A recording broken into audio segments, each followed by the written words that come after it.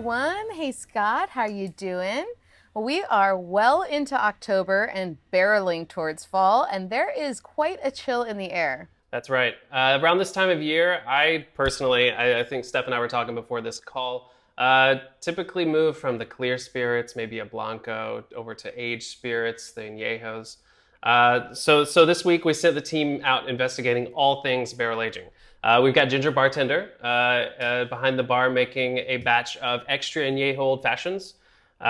Steph, you sat down with Linda Jockers from DC for a barrel-aged theme version of our Hey Hey You're on Mute game show. Yep, that was so fun and surprisingly really challenging. The barrel age stuff was really challenging. Then I also got the opportunity to talk to Alan from Cazadores, our North American ambassador, good friend, primo, and a fellow agave lover about all of the trends we're seeing specifically in aging of agave spirits in the USA and Mexico. So we have a jam-packed show with everything barrel aged. Stay tuned.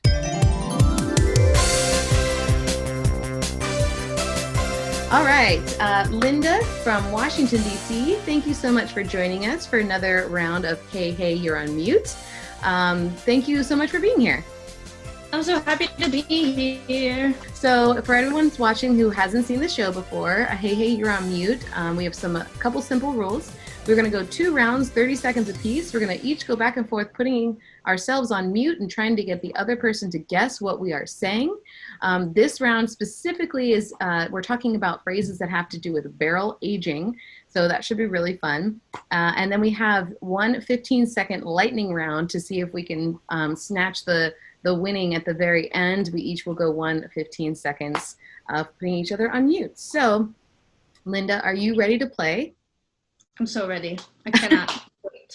I cannot contain myself. Okay, so I'm going to start, and I'm going to put myself on mute first, and you are going to be guessing. So we're going to put 30 seconds on the clock, and I'm going to go ahead and put myself on mute in 3, 2.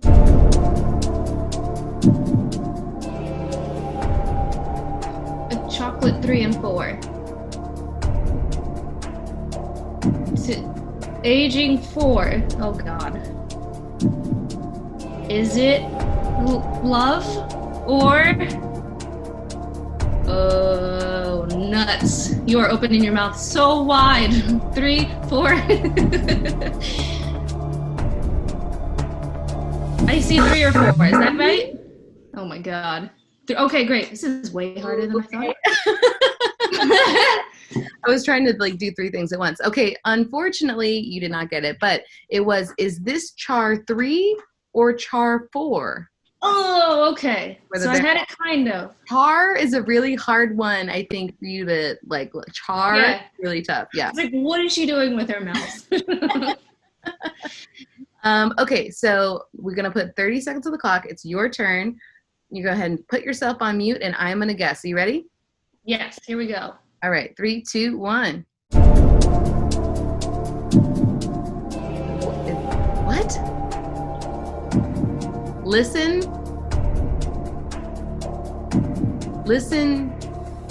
Oh, what? Listen.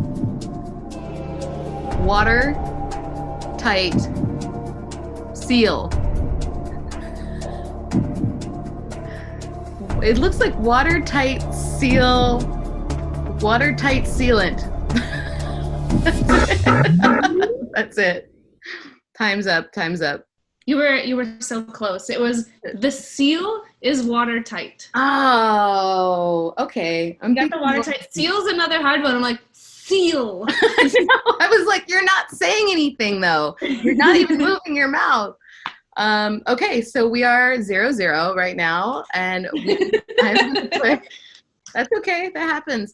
I'm going to put 30 seconds back on the clock and put myself on mute right now. God, I wish I still was. What? Oh gosh. Be forever. Oh man, it's moving so much. That's a complicated word. Wait, start.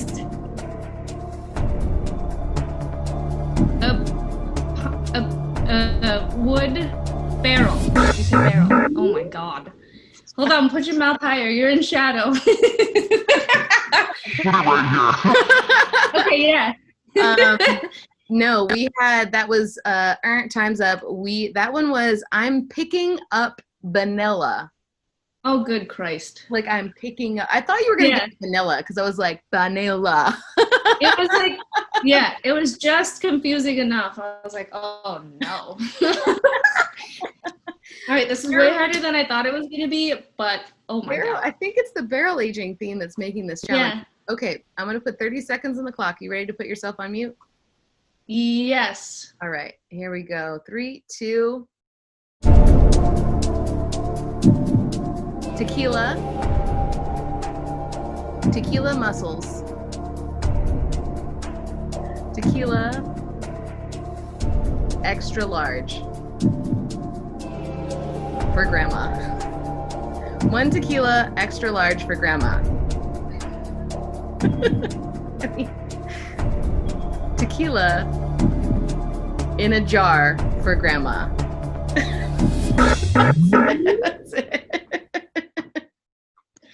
Maybe I was really hoping you'd get the grandma one because, like, grandma. Tequila aged longer than grandma. Oh, okay. I was super close though. The aged, like in a jar. Yeah. Like right. Aged longer. Yeah, I could see that. Yeah. Okay, so we're still in my hardest one for last, so you're welcome. Great, thank you so much. I have 15 seconds to get it. Yep. Okay, well, we were tied at 0-0, so let's see if one of us can get a point just for fun, right? Okay, last one. Let me look and see which one I want to give you. Okay. All right. I don't know about this one. Okay, we're gonna put 15 seconds on the clock. Are you ready? Yes. Okay. 3, 2.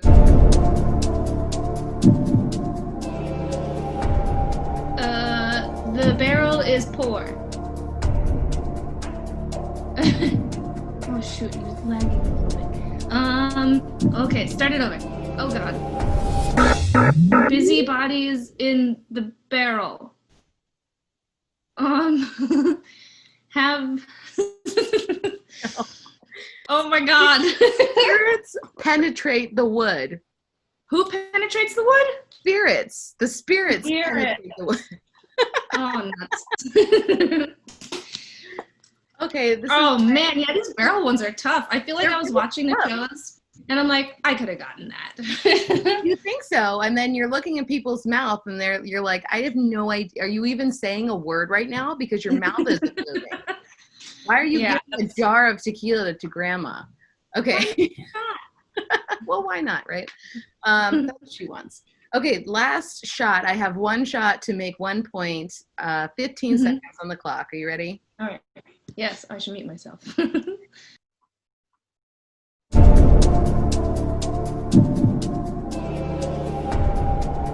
Where do I put the box?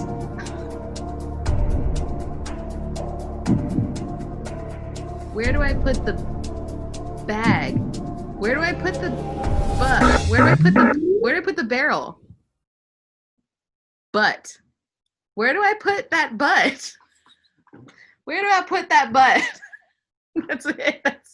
That's like way over time. I just wanted to say, where do I put that butt? You were so close. I was wondering how you would hear the word bung. Bung. Oh, that was really close. Yeah, I looked at myself in the mirror for that one to see what it would look like. I'm like, she's not going to get this. But neither would I. Well, I really like where do I put this butt? So we'll just I'm technically like a sherry butt that is a barrel thing. So technically that doesn't make sense. Well, since I'm in charge of the show, I'm gonna give us each a point just for our efforts and say that we tied that time because I just had a blast playing the game with you. Linda, thank you so much. Amazing. Have a good time. Oh my God, this was so much fun. I needed a good Tuesday afternoon challenge. Well, thank you for joining us, and I'm glad you're well. We'll chat soon. Thanks, Steph. See you later. Wow, that looked extremely difficult. Normally, I'm screaming at my computer during these, but I was actually stumped. That was difficult. What's going on next, Steph? It was really hard. Well, next up, we've got Alan, our North American ambassador from Cazadores, and we are going to be chatting about barrel aging specifically for agave spirits. Alan, thank you so much for joining us. Alan is the North American Tequila Cazadores ambassador and also a big fan of agave, like myself. And today we are going to be talking to Alan about barrel aging, specifically with agave spirits. So, Alan, thank you so much for being here. Thank you for inviting me. I'm very excited to be with you. Very, very. I'm in New York, and you are in Miami, but right now I'm in South. Where are you now? Miami. Yes, Miami. Yes. Usually Miami. Well, let's go ahead and get started. So we are talking again about barrel aging in regards to agave spirits. So in the tequila industry, I think we are a little bit spoiled because of how complex our original white spirit or Blanco spirit is. And we don't really even need to put it in the barrel sometimes because it's already so delightful just straight out of the still. So why do you think that barrel aging is becoming more and more common with people enjoying aged expressions of tequila? Well, I think tequila is one of the oldest spirits in the industry, right? And usually it's been drinking, Blanco, silver, or some people they call it the naked expression of the tequila. And right now, there's been aging because it was from back then, like as a method of traveling, and now it is just getting these beautiful flavors of aging. And each maestro tequilero has, their own recipes. Like, my mom and you, mom, it cooks their own food recipes differently, right? So I think it's for depending on the consumers what they want, what they really enjoy, and I think it's doing very well. It's the sales of the Asian tequila is just growing up faster and faster, and I really enjoyed it too. I really enjoy it as well. So in the whiskey industry, it's common to see bourbon that is 10 or 20 years old. We see scotch that is upwards of 30 or 40 years old. Why is it that with agave, we don't really ever see it being aged to that extent? Like, why do you think? That's a great question, and because again, we're talking about one of the spirits on the industry, and it's very traditional. But at the same time, we became kind of innovating, like some of the tequila process they'll be changing because the modernity of the planet, and I believe that tequila is been changing, but not as fast as another categories. So I think we will see more and more about this long aging process like the whiskey. I think I'm pretty sure that some other tequila brands are already working on this. And when we least expect it, they're like, oh yeah, we have an 80 years old tequila aged. And I was like, okay, what is this about? Let me taste it. I will be very excited to see that. I think you're right. I think we might see it down the road. Absolutely. So being that you are originally from Mexico, and we are speaking about Mexico, the land where all of this lovely tequila is being made, from your perspective, really, how do you see aged expressions being drank in Mexico? Are they being put in cocktails, or is it mostly sipping? Or what do you see as far as in Mexico? How do people drink these aged tequilas?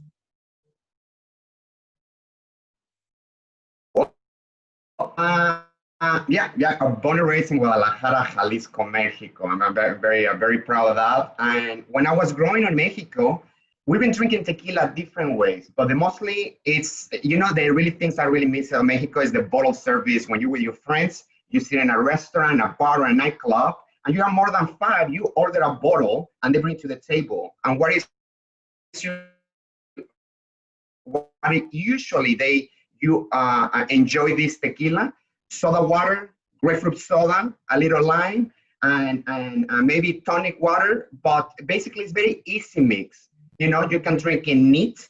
You can drink in with a little, I like it, a little soda water with a splash of a little citrus, like a lime, a pinch of salt, or a version of a paloma, which is very easy. It's tequila and grapefruit soda and a little lime and salt, and voila. But right now, I feel with all these social media tools and platforms, it's been helping to bartenders in Mexico to get inspired to create a beautiful cocktails. And really, every time I go to Mexico and I visit my friends in Guadalajara who work in the bar industry, they just create these beautiful cocktails who are representing the culture in Mexico because they use like a Mexican ingredients and they have a beautiful storytelling. So yes, you can drink neat or you can still drink in a beautiful cocktail. Awesome. And so final question for you is, what is your favorite recipe that utilizes an aged tequila? And this can be with Cazadores or with Patron. It's okay, either one. We're all in the family. So what is your what is your favorite recipe that you like to drink? I love all of them, but I think for an aged tequila, you want to keep the most the flavors are representing an aged tequila, right? So sometimes, seriously, this is what I do in Mexico sometimes. I drink in a tequila reposado, and I drink it with soda water and a pinch of, a little just lime juice. And I enjoy it like that, delicious. If it's like an extra añejo, I also, for me, I'm the one that I do like a version of old fashioned with a little chocolate bitters. And if I do a cristalino, and the cristalino, it's like at least in Cazadores is 1 year age, and 1 to 2 years age, and then it's a charcoal filtration. So you still have the characteristics of an añejo, but I like to do a 50-50 martini with that. I think because it's good, you have all the natural flavors of that aging expressing and a very elegant, very cool way that you drink it with a little martini glass. I love it. All right. Sounds awesome. I would not have thought of that, and I have not had it that way. And I am inspired now to try it. I hope our audience is inspired to try it as well. Alan, thank you so much for joining us. It's always good to see you. Yeah, best abrazos. Thank you so much for inviting me. Hopefully we can see each other sometime soon, like in a real person. Maybe in Mexico. Fingers crossed. Hi, and welcome back to another week, another episode with me, the Ginger Bartender. My name is Stephen Halpin, and I'm really excited for this week's episode. Today, we're going to be talking about aging tequila. Obviously, we all know and love Patron Silver, that amazing tequila that's a melding of two methods, the roller mill method and the Tahona method, and bringing those two to combine the benefits of both to produce a world-class tequila. But how do we make our aged tequilas? How do we make those reposados, añejos, and extra añejos?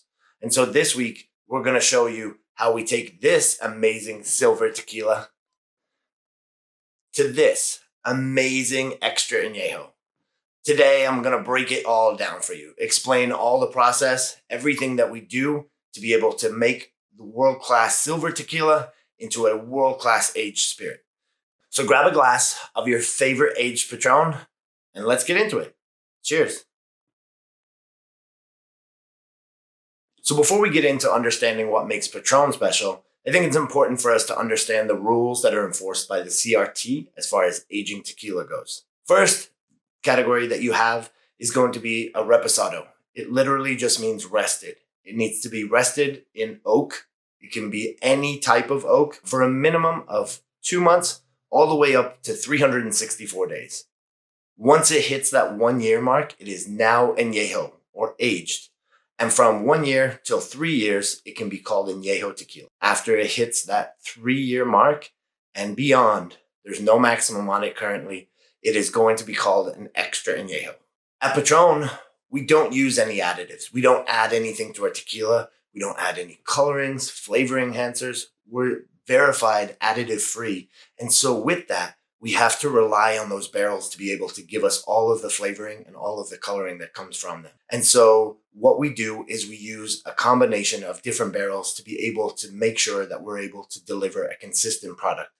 For our core line, the one that we're going to be really focusing in on today, we're going to use a combination of 5 different barrels. We have 2 from France, one from a forest called Limousin, one from a forest called Allier, Hungarian white oak. We have a hybrid barrel that's made of Limousin heads and American oak staves. And then finally, we use used bourbon barrels. There's no one particular used bourbon that we use. We use a range of all of the major houses. The main thing we're looking for in our used bourbon barrels is that bourbon has set in there, neutralized that new oak feel, and mellowed out those barrels to make it perfect for aging. As you can see, each of these barrels is going to impart different flavors and different characteristics into our tequila. And so what you need to understand is that not every drop of tequila is going to sit in each one of these types of barrels. This is more like a spice rack for our blending team to be able to use, to be able to create a consistent product each and every time. The climate in Mexico makes it perfect for barrel aging to happen at a faster rate than what it does in most of the rest of the world. Those warm days and warm nights means that the barrels are constantly aging, constantly going in and out of that oak, and don't need as long of a time as they would, say, in Ireland or Scotland, colder climates. The unfortunate part of that is that our angel share is going to be significantly higher. Annually in Ireland or Scotland, you're looking at about 2 to 3% of that evaporation. That's what we call the angel share. That's that evaporation from the barrel, that loss that goes up to the angels for them to enjoy. For Mexico, the angels down there love us. Our angel share is going to be about 1% a month, much, much higher. Our tequila is going to age at a much faster rate, and therefore you're never going to see tequilas getting up above that 10-year mark. For us, last year we released a 10-year tequila, and that's pretty much at the max of what we're going to be able to do. So let's get into a deeper dive of each one of our tequilas, starting off with our Reposado. As we mentioned, a Reposado can be aged anywhere from 2 months to just under a year. At Patron, we're going to age our Reposado somewhere between 3 and 5 months. This tequila is going to be beautifully aromatic with a great nose of cooked agave, oak and honey, caramel, and dried fruits. And then an amazing finish that's going to be floral with a slight hint of vanilla. For an añejo tequila, the minimum requirement is 1 year and all the way up till 3 years for the maximum. For us, we're just going to do that kiss of oak. We're going to keep it on that minimum side and go anywhere between 12 to 15 months. Aroma-wise, on the nose, you're going to find cooked agave, black pepper, hints of pear, apple, and honey. And then it's going to finish with sweet notes of caramel and cooked agave. Our extra añejo is going to be in barrel for a minimum of 3 years. In that tequila, you're going to find great aromas of dried fruit, pecans and walnuts, and even a hint of banana. On the finish, you're going to find cooked agave and vanilla. As you may have noticed in all of those descriptors, cooked agave was found in every one of them. That's something that is absolutely important to Francisco Alcaraz and now our new master distiller, David Rodriguez. If we create a tequila, and no matter how long it spends in a barrel, and we take it out and we find that you can no longer smell that fresh cooked agave, that tequila will never make it to market. Our house style is that great flavor that we're super proud of. We cook our agave the right way for a long time, 79 hours in small brick ovens. It takes a long time to be able to develop that rich flavor, and we're really proud of it. And so what we're not looking to do is overpower it by keeping it in a barrel for too long. So notes of cooked agave are going to be present in every single one of our aged tequilas, as well as obviously our silver tequilas. All of these tequilas are going to be delicious, either neat in a champagne flute or tequila tasting glass, or on the rocks. Cheers.